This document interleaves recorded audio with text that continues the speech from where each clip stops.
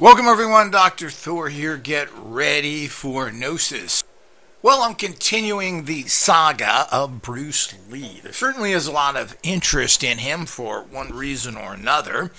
And of course, all of those people who continue to hold him up to great high esteem and think he's some sort of god continue to push the issue. And let it be 100% clear, as I've tried to do with all my different videos, is the fact that he was a great martial artist. Was he a great fighter? Did he do this? Well, I'm sure he was a competent fighter, but certainly against pros like Norris, who was a tournament winner, people like the great Joe Louis, I don't think he'd have much of a chance with. These are big, stronger guys, plain and simple. So, we'll never really know, and I'm not sure if that's important anyway. What is made important is that instead of looking at him as a martial arts actor or an actor with martial arts abilities, people are holding him up as this some great wisdom ancient person, which he wasn't at all. He was not a person who studied Oriental philosophy, was involved in their religions, etc. People just assume he has this Kung Fu TV series attitude, which really distorted the actual understanding of that entire reality and what Asians are in general. To think that all Asians are spiritual is kind of silly. The fact is that Asians grow up like Americans do with martial arts, as we grow up with boxing. It's as simple as that. We play baseball, they use chi. So it's nothing any different to them. These are words and practices within their culture that everybody does to a greater or lesser degree. But just like baseball, I mean, I guess every American's played baseball, maybe have been on a team.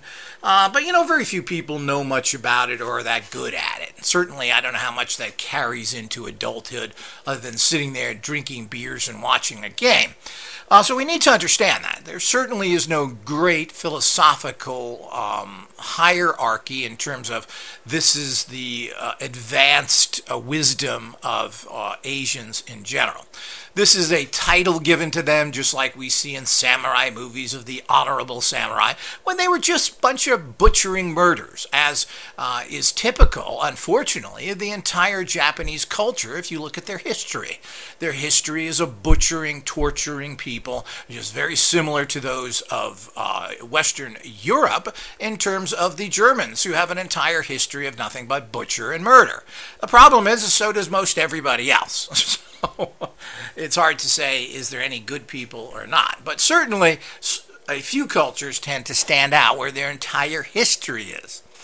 So we have to understand that this is a reality, and that the very metaphysical reality of Kung Fu, the TV series, which was done extremely well and produced by non-Asians, mostly, put together a fantastic, interesting series that was unusual, kind of similar to the action-packed Matrix to follow many years later, where a lot of philosophy was mixed into a lot of cool fight scenes. But the bottom line is that you're not going to find very much Asian mysticism anywhere.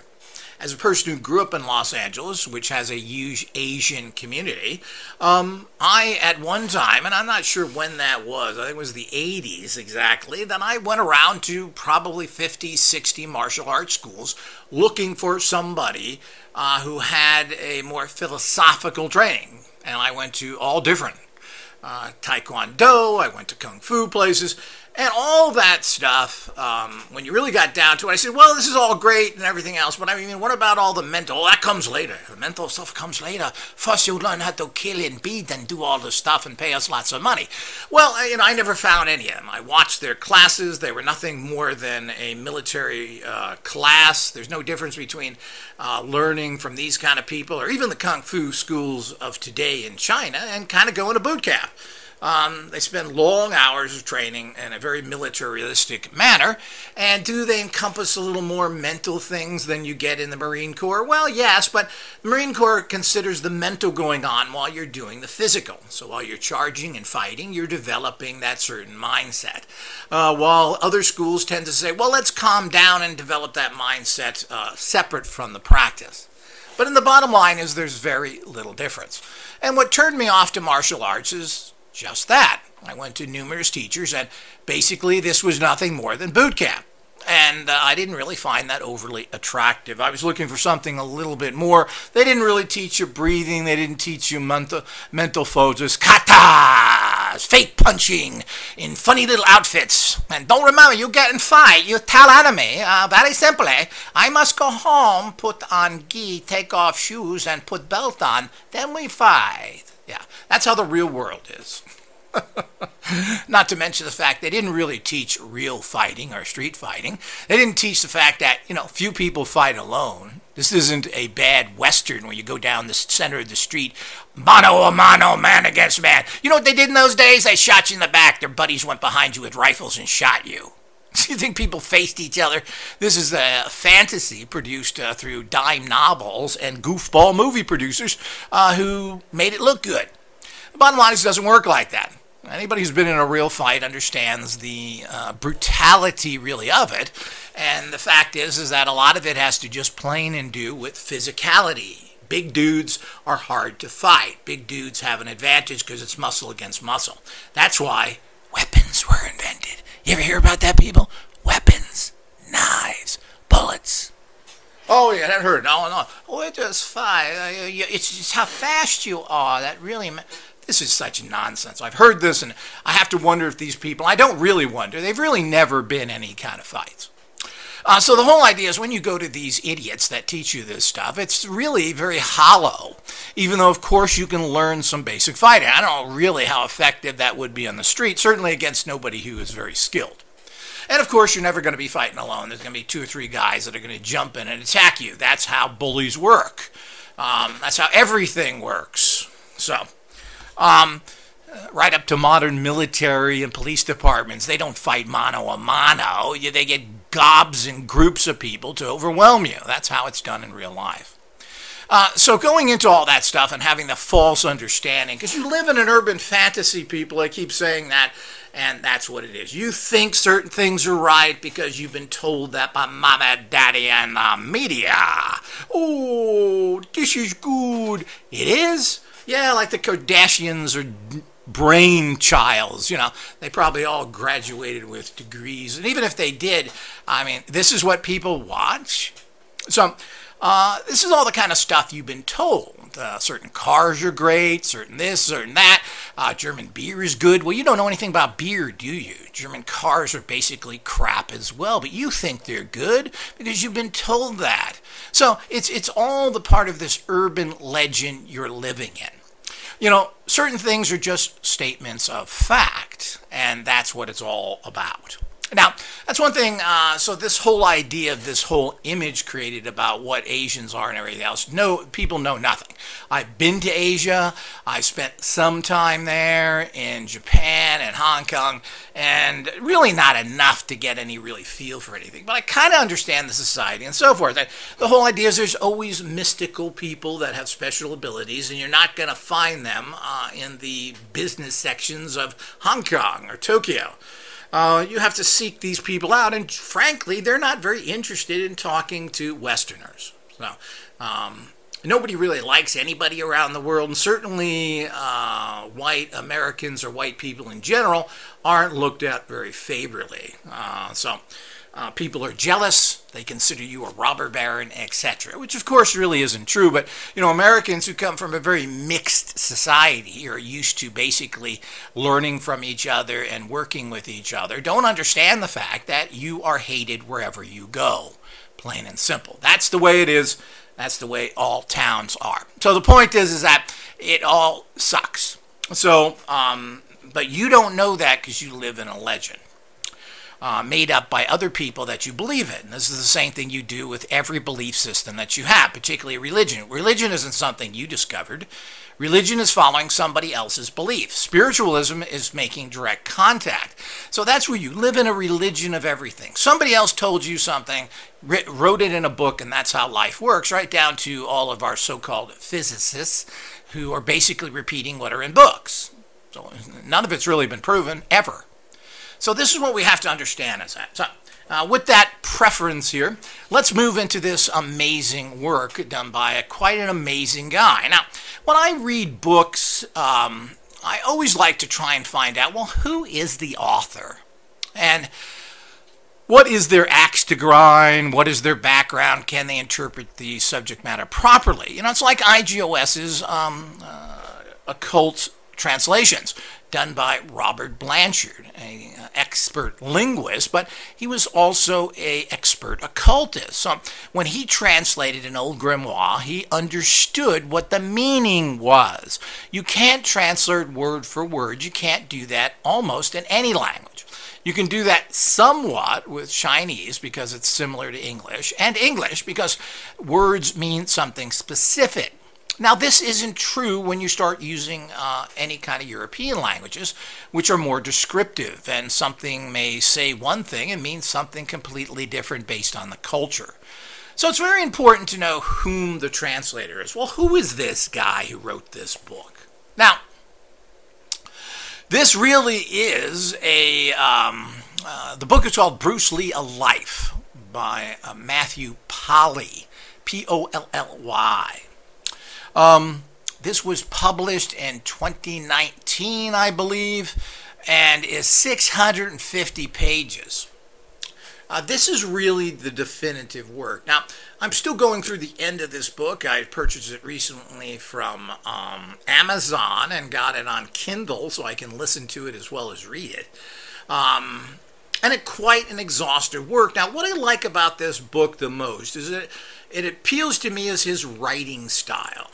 And people have even criticized him for this because he hasn't put enough author's nonsense into it. The bottom line is that he states facts here. He's stating information without giving much of a conclusion.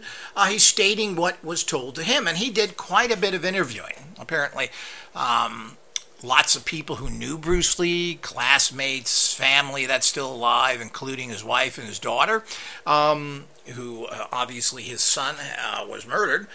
So the whole idea is that when you put this together, it seems like he's done exhaustive work. Now, you can never trust anybody. And I don't trust anybody just like the Bruce Lee letters that came out recently. I don't really trust those. Where did they come from? Why did this guy state criminal acts on his stationery from his own stationery from his karate school? I don't really get that. And the fact is he's writing very incriminating stuff that he's receiving large amounts of narcotics, which back then were considered even more illegal, and particularly in Hong Kong and Asia where you can be sent to prison for life, not to mention that it's certainly not a cupcake in 1970s United States. So the whole idea is that I'm also assuming that if he got caught, he would have, the guy sending him drugs, a Bob Baker, certainly would have rolled over or would have been forced to tell that he was sending it to Lee, who would have denied it, and then they would have pulled out letters on his letterhead. So a lot of things don't add up there, but, you know, Lee was not a genius, people. He was a very shrewd actor and manipulator. And when you read this book, you'll understand a little better of what is his real life, just how people are. And people are certain ways because of the fact that they grow up in certain societies and everything else. So, I mean, you can't, if you're in a tough reality, you're not going to be able to particularly operate like some priest. And we all know that priests and religious people tend to be horrible hypocrites, sexual deviants, immoral. They tend to steal money from the people that give them money. I mean, it goes on and on. We have a long history of this. So certainly religion doesn't make anybody better than anybody else. You're either a good person or a bad person, and that's really what it comes down to. So Bruce Lee, A Life by Matthew Polly here, is a very long book going into all details of and being stated as facts as was given to him. And well, what I'd like to do, as he says, who are the people involved in this? As I was mentioning, are translations that are taken from the best sources there are, which is basically the French, who translated them from Latin in the best possible way. And the languages are kind of similar to a degree. Really gives credibility to that, while other people have just taken our translations and claim it's their own or got them from other people. So the bottom line is that that really is what it comes down to. So what kind of credit can you give to all these people with these other occult translations out there? Well, nothing. I mean, some have even claimed that they've gotten translations from other people and then they have taken that translation and interpreted it the way they want. Well, that's pretty goofy because you don't know what you're interpreting is right to begin with. So this is the kind of nonsense you run into. And this has to do with everything in life. Well, what about this? So who is this Matthew Polly that's writing about this guy? Is he some hippy-dippy writer? I was with Rolling Stones for 20 years, man, smoking the dope. And yeah, this dude came out from the movies one day, and I really liked him. So I just said, well, let me write about him, man. Yeah, woo. Who is Matthew Polly? So, I mean, you really have to be careful here. What kind of credibility does somebody have, and what do they know about their subject matter? Well, I found this very, very interesting with Matthew Polly. To an extent that it just gives more and more credibility to this guy that I don't think anybody else has. Well, I wrote this, Lucy was my friend, man, and nobody wants to talk against Lee. There is the old race card that's pulled out, and quite frankly, I don't see any racism that Bruce Lee went through whatsoever except for his own Chinese people, and this is again a statement of fact. Everybody helped him as a Asian American, or an adopted Asian, he wasn't born here, as best as they can in a business that hardly anybody makes it. So the whole idea, not to the large extent, that he married a white Anglo-Saxon woman. Well, where's the prejudice? And I just don't get this. I know prejudice from all the people who persecuted me on a class system. So I know it firsthand. He didn't go through it. He got an edge because of the fact that he was the wise Asian guy at a time where people were respecting that, particularly as the influence after World War II from Asia and the millions of GIs who were stationed in Japan were coming back, and other countries. Not to mention the fact of a Korean War. So Asian stuff was getting to be very popular at this time. So he was given that break. Now, I don't know how he got into the Seattle College or anything else in terms of where he studied, but he didn't study in any Asian schools, learn to philosophy, etc. He did study wushu in Hong Kong and other martial arts, which ironically, as the author points out here, which I was unaware of, was a system that a woman perfected. That wushu is a woman's system of fighting, which is interesting. Taken over later by a man. But I find that very interesting. But the point is, I don't see how any of that is true, and the book doesn't really point out of any racism. The fact is that he wasn't given the TV series. You know, a lot of people go for movies and everything else. You know, Casablanca was supposed to go to Ronald Reagan. Humphrey Bogart got it. So, I mean, we go on and on with these things, and to point out the horrible Hollywood situation where it's near impossible to become successful as a proper measuring tool. But he was successful in Hollywood. He got a starring role in a big series at that time called The Green Hornet that failed horribly. While Batman, and its goofy show that was a huge hit. He even went on Batman with The Green Hornet, and they even had a fight scene there with Batman and Robin to try and perk up their ratings. It didn't work. Plain and simple. What happened is this series failed in 1 year, and they tried to save it. Certainly, nobody cared about Kung Fu. Certainly martial arts. Nobody really gave it anything serious. As a matter of fact, a lot of that kind of fighting was put down by American boxers, saying it's kind of goofy stuff. There's the old joke that the guy stands up and does Kung Fu moves in front of him, and the guy pulls out a baseball bat and hits him with it and knocks him out. And because the guy says, oh yeah, Kung Fu, China, yeah, I'm going to destroy you. And the guy pulls out the bat and he says, yeah, bat, Sears and Roebuck. So the whole idea is that these kind of things is not where martial arts have been taken seriously.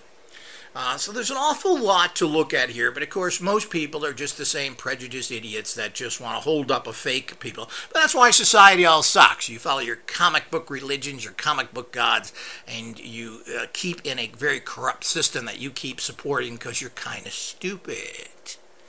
So the whole idea is that, no, I should say a special kind of stupid, as most people are.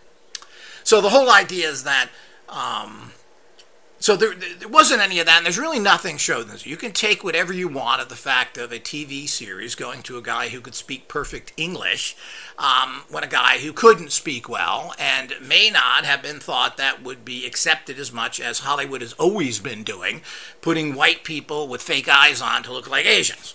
So apparently that's what they think is good to begin with. But we don't have a lot of Asians on TV today, and there's no martial arts series on TV today, period, except Karate Kid. I'm not sure we can call that a martial arts series.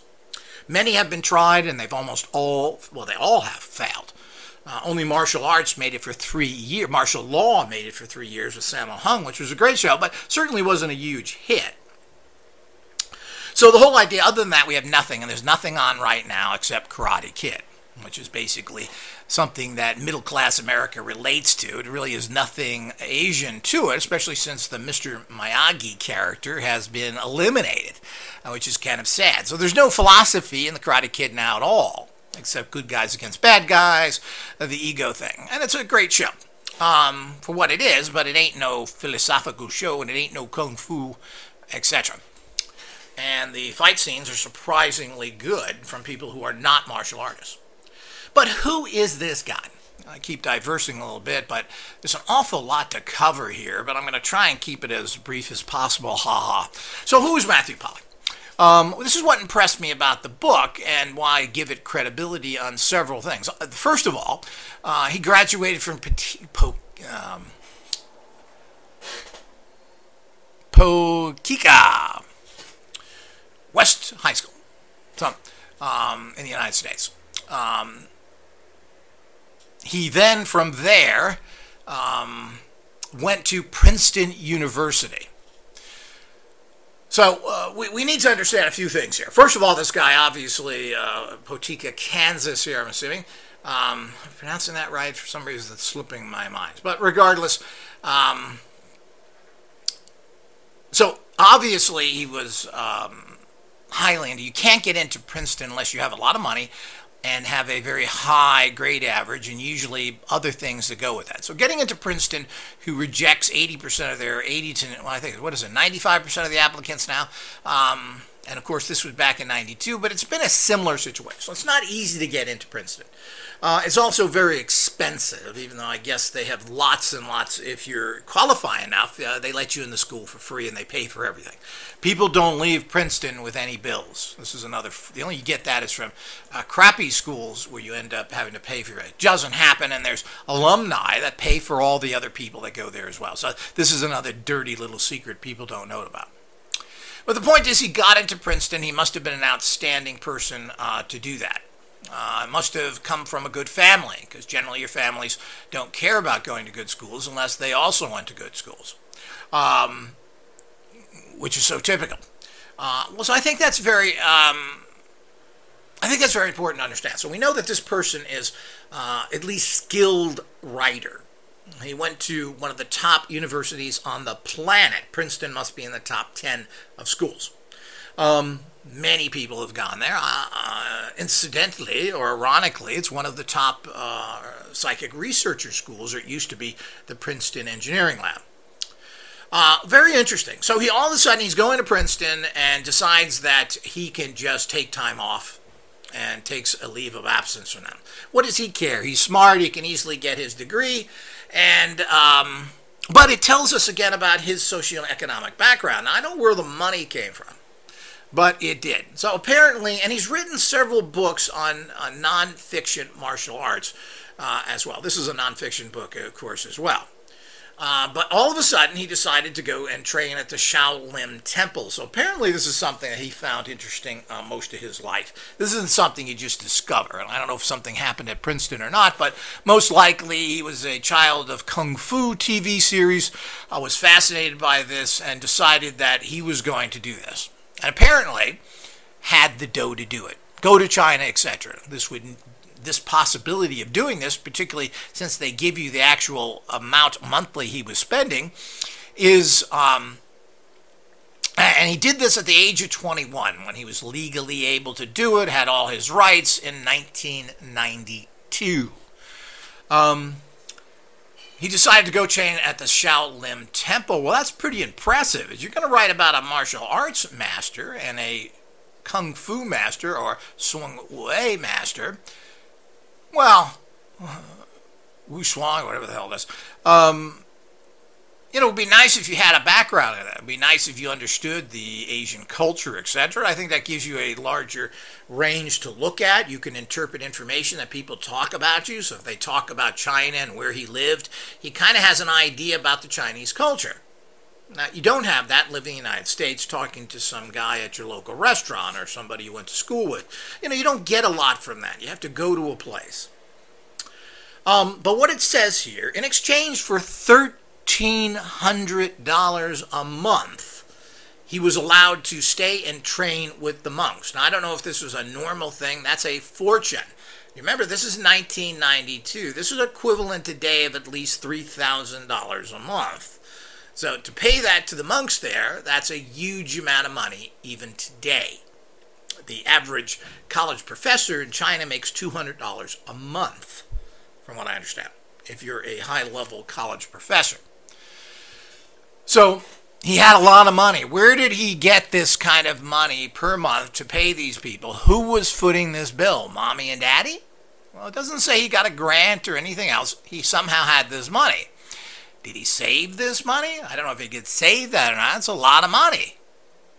So where did all this money come from? He spent 2 years at the temple and became the first American accepted as a Shaolin disciple.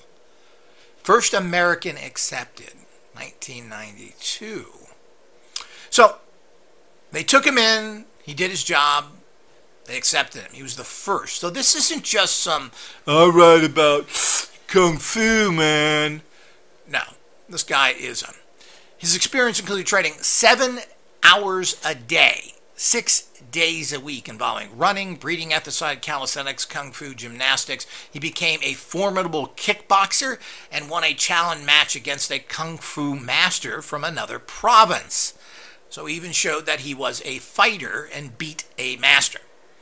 He also became an iron forearm expert, where his arm became impervious to pain formed by bashing his arm against a tree for 30 minutes per day. Okay? Now, I'm not sure how much of that was also chi involved, but certainly this shows a high level of dedication. This guy didn't just go there and go through the motions. He went to high levels and actually beat a Kung Fu master. Well, this is very, very impressive. This is impressive on its own. So he wrote a series of articles about China for a magazine. I certainly am going to read his other books. His other book is American Shaolin, Flying Kicks, Buddhist Monks, and the Legend of the Iron Crotch. So, An Odyssey in the New China was published in 2007 by Gotham in the United States, and was also published in England. And he talks about his experience of living, studying, and performing with Shaolin monks. Well, what a fantastic book that is from a guy who's an expert. This is extremely rare on any level whatsoever to find somebody this qualified.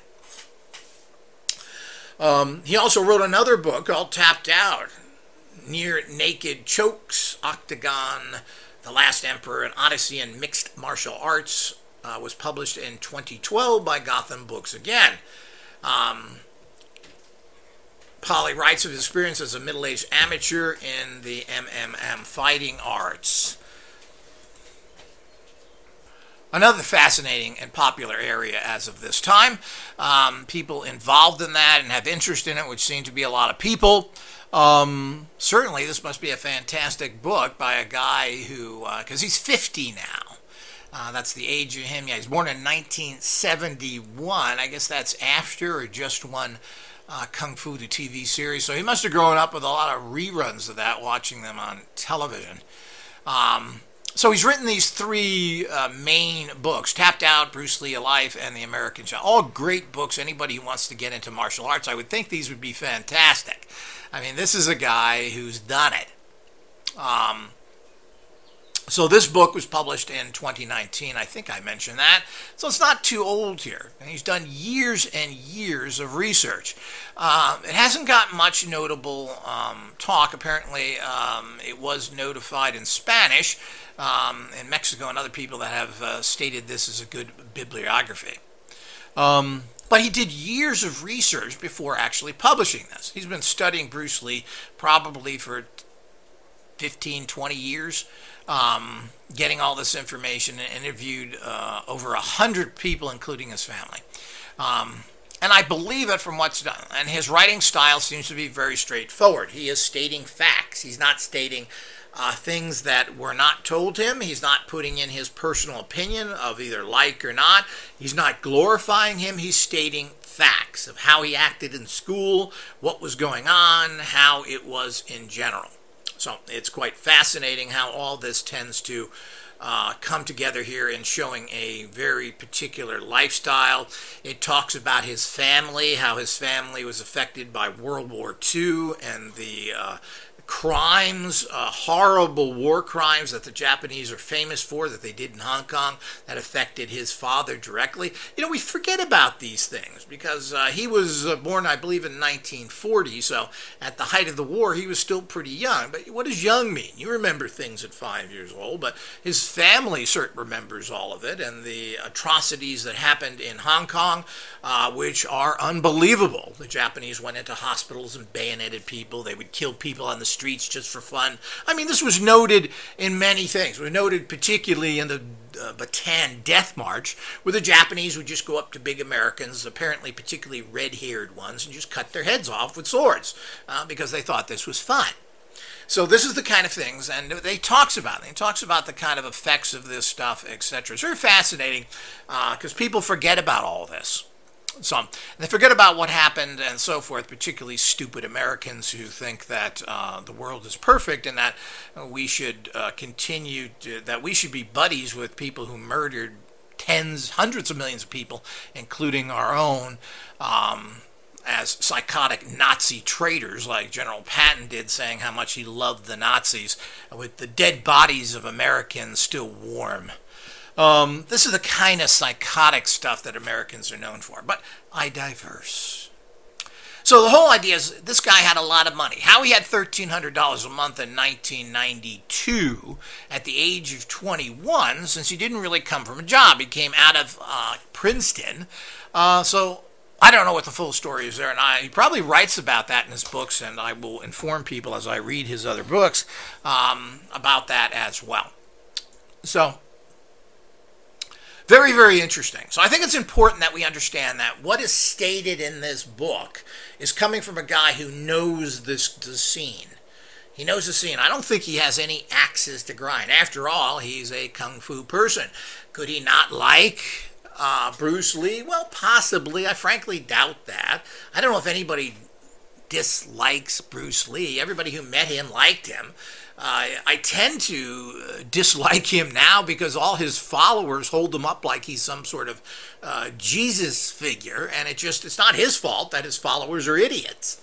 So you tend to, get a knee-jerk reaction of the fact of that. So now, instead of helping his reputation, they've actually hurt it. We now found out that he apparently was a big drug user and everything else.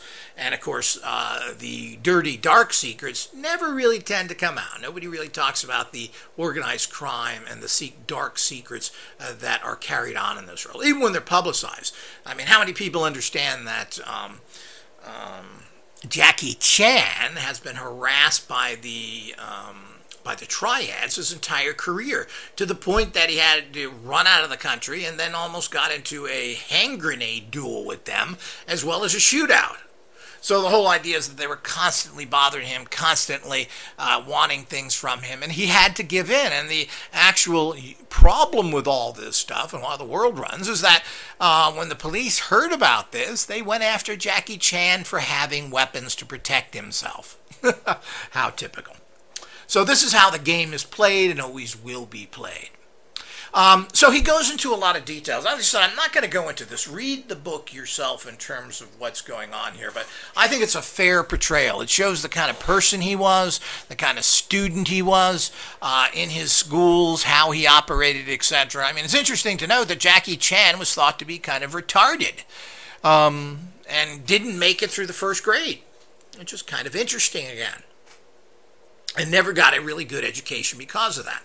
I don't think too many people know that. Again, it's not hidden. You just, I want to watch the movies, man. Yeah, let's watch some more movies. Nobody wants to really find out what's going on, do it. And I like to watch movies too, but I also listen to the commentaries and I read the books to find it, because I'm a person who's seeking what the truth is. And you do that not through watching movies, but what happened behind the movies, what's going on there, who is the person. So I think it's important to know who this guy is. And we couldn't get a better writer than him unless he, for one reason or another, would hate Bruce Lee. But the book doesn't come off as any kind of a chop job. It comes off as a well-researched, well-put-together book that is stating facts. Facts is what were told to him, and how he could collaborate them with other people as well. And he did talk to everybody, apparently, including his wife, who tends to be very protective. And we've got a lot of bad information there. Matthew also came out with stating that his grandfather was a Dutch Jew. Or not grandfather, great-grandfather. It was always thought, even his wife, and I just saw her state it again in 2 different interviews, stating that there was German in his family. Well, I don't know if it was his mother or his grandmother, probably stated that because people don't like Jews. So instead of stating that he was a Dutch Jew, I stated that he was a German. I'm sure that's how it got translated out. I'm not sure that his wife got it wrong. I think she was given the wrong information. But this guy researched it properly and found out that he was a Dutch Jew. And apparently there was a lot of money in the background in those days. But it's another interesting fact and twisting, because this is how everything gets twisted and turns into it. Here we have Bruce Lee's wife stating that his family had Germans in it when they had Dutch Jews in it. Quite, it's different. Now, I don't know what that means one way or another, but it just shows that, the facts ain't quite clear. And we go through the same things that happen with all these things, including his son, who was basically, looks like some sort of murder went on. And I believe that this was because this was a follow-up by the triads, which is typical to go generationally after people that betray them or that they couldn't control, as to show. Look at it. We just don't get him, we get his whole family. This is, of course, very typical. So as we look at all this, we need to understand the bigger picture here. And the bigger picture here is quite fascinating. This book goes into it. Also goes into his drug use, his personal statements from other people, confirming all the things. That stuntmen didn't want to work with him, that because of the fact, as I've already talked about in another video, well, he did things the Chinese way. He had no background behind the camera until very late in life. But you don't do that in Hong Kong. They're not going to take the time to line up the cameras properly. So there was a lot more contact done then. Well, that's very unprofessional in of how things are done in Hollywood. You don't do that in Hollywood. You let the camera do it. He didn't know that. He knew how to look good from the camera point of view, meaning filming him, but he didn't know how things looked when it came to an action scene. So all of that was something he didn't get, but he used to do that. And it went into the fact that stuntmen refused to work with him. And then they brought in the real tough guy, LeBeau, how do you pronounce his name, who was a real tough guy, a real scrapper. And apparently they became good friends, and Bruce Lee learned a lot from him about wrestling holds and other things. which are very important. Grappling is very important in fighting because it's not this fisticuff type thing. It's a lot of grabbing and going on the ground, etc. So this is what people do, and it's a whole way of fighting. They're going to grab you. And whether you can avoid that or not is very difficult because they're going to just charge at you, and you're going to have to make sure that you handle that in a different way. So all of that went there to got involved with that. It's also come out with the letters and everything else from him is that he apparently was using a fair amount of drugs, and these were a lot of hallucinogens, and of course at that time it was common. His marijuana use was documented in this book dramatically, the fact that he used a lot of it all the time. So he was a big marijuana user and liked it. He also thought it clarified his thoughts and helped him in general. Of course it does. It's a disinhibitor.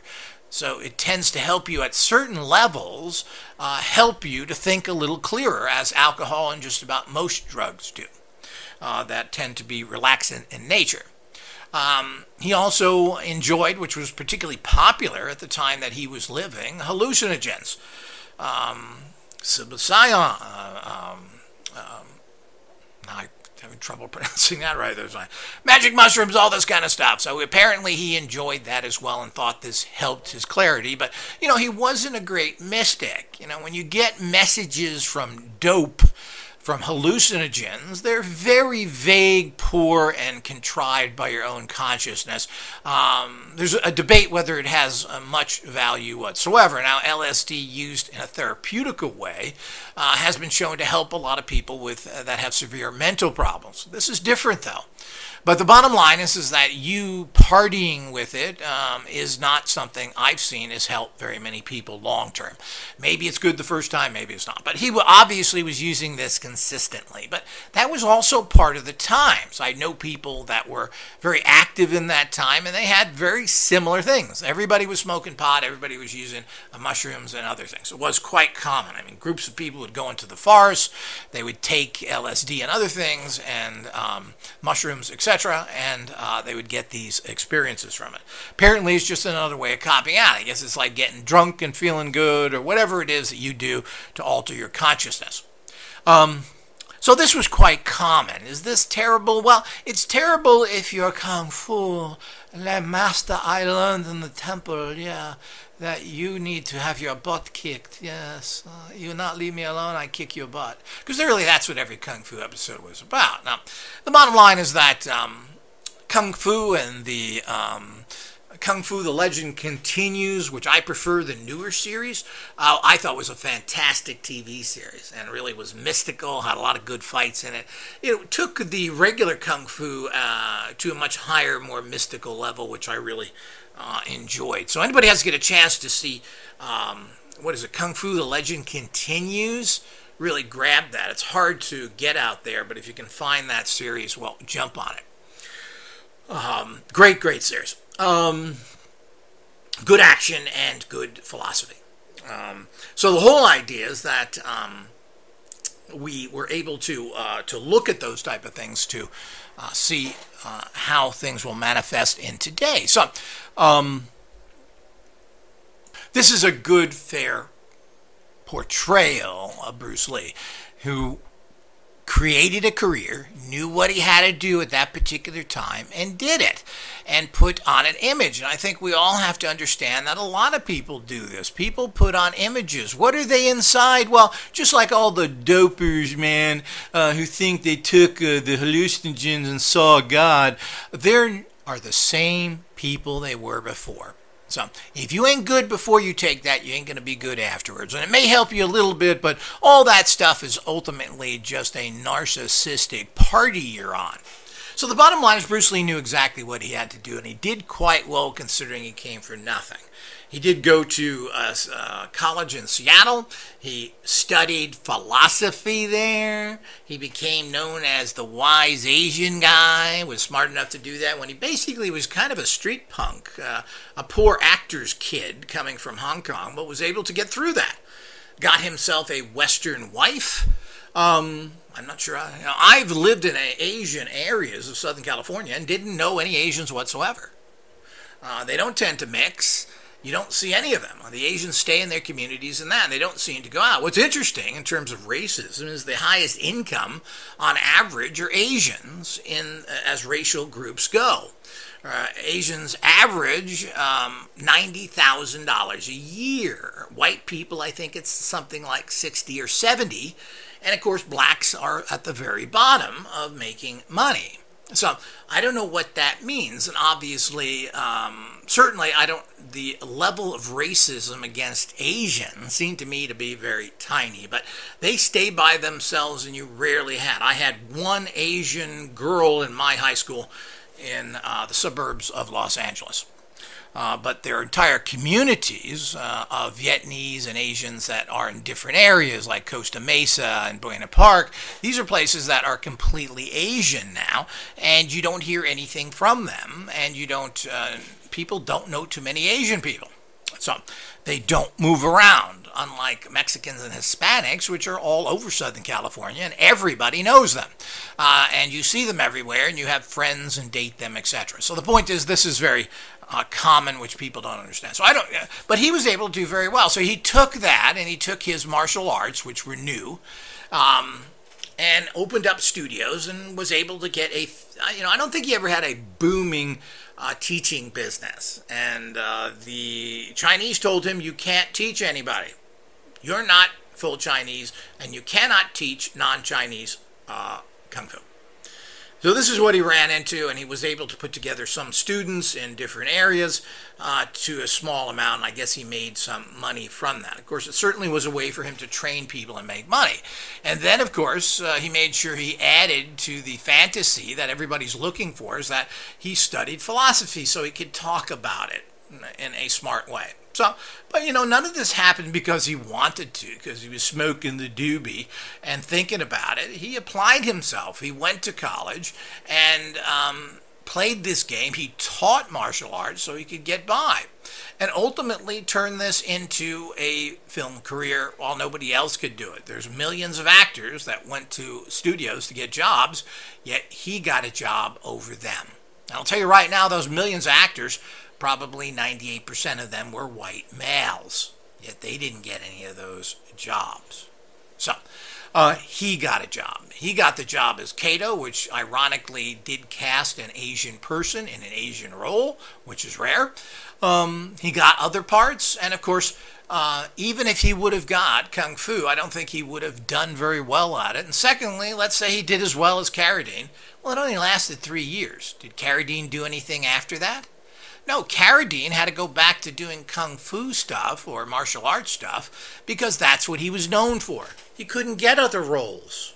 So the bottom line is that I don't know, all of that, and of course, how happy is he? He couldn't even find a decent wife. He had to get his sexual kicks from prostitutes and using asphyxiation techniques that are potentially deadly, which happened to him, where he choked to death trying to get sexual relief that none of his wives could give him. So the whole idea is, here we go again with all that nonsense that is so prevalent in this time. So this entire book goes into his entire life from beginning to end and gives you a very complete and full picture of it. I don't agree with some of his conclusions. On the other hand, this does seem to be, he's interviewed a lot of people, but you got to remember, people are going to talk about others in the way they want to. It's unlikely his wife is going to say anything negative. She never has. She's still making a lot of money off of him, as is his daughter. His estate is still making, God knows what. I'm sure it's making a lot of money today, still, as so many Hollywood star estates tend to do. So you're not going to find that. Other people, well, the problem with Bruce Lee is that nobody wants to talk against him. He's one of those holier-than-thou figures that people don't want to criticize because they tend to get bite back. Now, the only person to do a little bit of this, and he may have even done it deliberately, was Quentin Tarantino, who made Bruce Lee, he thought he was portraying him in a fair fashion. And I think he was. Bruce Lee was, part of being a fighter is being kind of a chip on your shoulder, arrogant. And that's how Bruce Lee was. And I think he did this deliberately because I think he knew that this would piss people off and that it would gain attention to his movie, which is exactly what's happened. You know, people don't really talk much about that movie except for the Bruce Lee scene. The movie did well, made money, is a very interesting film. I have not seen it yet. I've seen bits and pieces of it. But, you know, what do people really talk about? It's another goofy Tarantino film where he changes history completely and makes it into a farce at the end, like he did with Inglourious Bastards. All the things that that he's known for. He's a scene writer, and some of his scenes are great, but the movies I personally have found to be pretty boring and bad. But certain scenes are really cool, and he loves the dialogue, and that's what he gets off on, and that's what he writes. He writes scenes, and he kind of puts them together.